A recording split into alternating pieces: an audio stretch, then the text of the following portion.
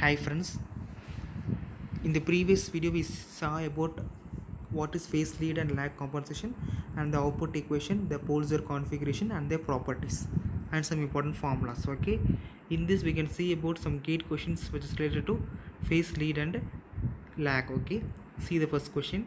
These are gate questions asked in the previous gate exam, so this is very important, and we need to have some brief idea about this. Okay, first one, the transfer function of a phase lead controller is 1 plus 3 ts by 1 plus ts. The maximum value of phase provided by the controller is, okay, we need, they given that this is a lead compensator. Okay, 1 plus transfer function is nothing but 1 plus 3 ts by 1 plus ts, which is 1 plus a ts by 1 plus ts. Here a is equal to what? Here a is equal to 3. So we know that the formula for phase angle, okay, that is theta max is equal to tan inverse of a minus 1 by root 2 a root 2 a minus 2 root a, or theta max equal to sin inverse of a minus 1 by a plus 1. This can be also say what, alpha minus 1 by alpha plus 1. Okay, so we need to substitute the a value in this equation. Theta max is equal to sin inverse of 3 minus 1 by 3 plus 1, which is sin inverse of 1 by 2, which is nothing but 30 degree. Okay, so the option is 30 degree. 30 degrees, 30 degree is the phase angle. Okay, okay, we can see the next problem. The transfer function of phase lead compensator is given by GC of S is equal to 1 plus 3 ts by 1 plus ts, where t is greater than 0. The maximum phase shift provided by such compensator is. This is same as the previous problem. They are given GC of S is equal to 1 plus 3 ts by 1 plus ts. Then we know the phase angle formula. Theta max is equal to sin inverse of a minus 1 by a plus 1, which is nothing but pi by 6. Here pi is 180 degree, so 180 degree by 6, which is nothing but what, 30 degree. 30 degree represent by 30 degrees represent by pi by 6. Okay, which is pi by 6. Okay, they can be given in the angle also or in the this pi format. Okay, we need to know the concept clearly. Okay, we can see the next problem. The pole zero plot given below correspond to a. They are asking the pole zero plot which is given correspond to what type of a filter.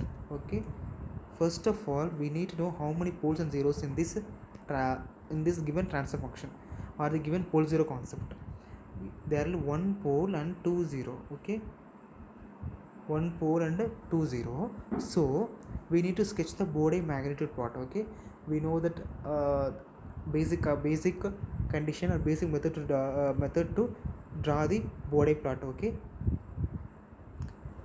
actually on drawing using this pole zero concept we may obtain like this. Okay, this is the pole zero concept.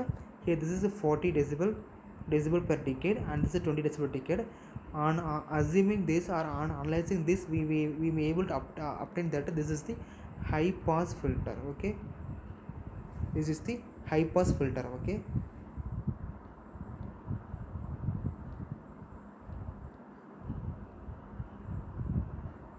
we can see the next problem.